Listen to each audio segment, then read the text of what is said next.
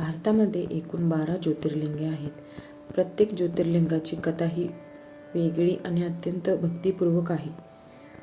सौराष्ट्र प्रदेशातील सोमनाथ हे पहिले ज्योतिर्लिंग मानले जाते.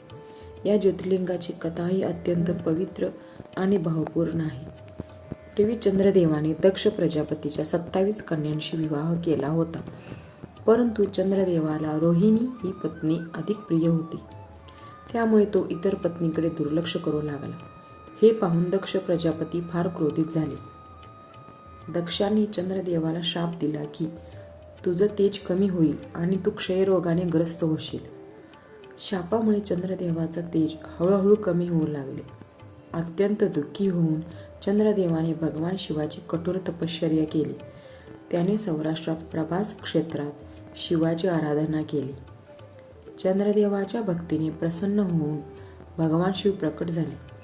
चंद्रदेवाने क्षमा मागितली, शापातून मुक्तीची विनंती केली.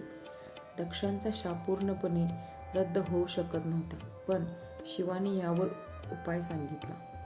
भगवान शिवाने आशीर्वाद दिला की चंद्राचा क्षय आणि वाढ ही क्रमाक्रमाने होत राहील. त्यामुळेच अमावस्येला चंद्र क्षीण होतो आणि पौर्णिमेला पूर्ण तेजाने प्रकटतो. याच ठिकाणी भगवान शिव स्वयंभू ज्योतिर्लिंग स्वरूपात प्रकट झाले आणि त्यांना सोमनाथ असे नाव मिळाले आणि हे ज्योतिर्लिंग पहिले ज्योतिर्लिंग मानले जाते. ही कथा भक्ती, पश्चाताप आणि भगवान शिवाच्या करुणेचे प्रतीक आहे.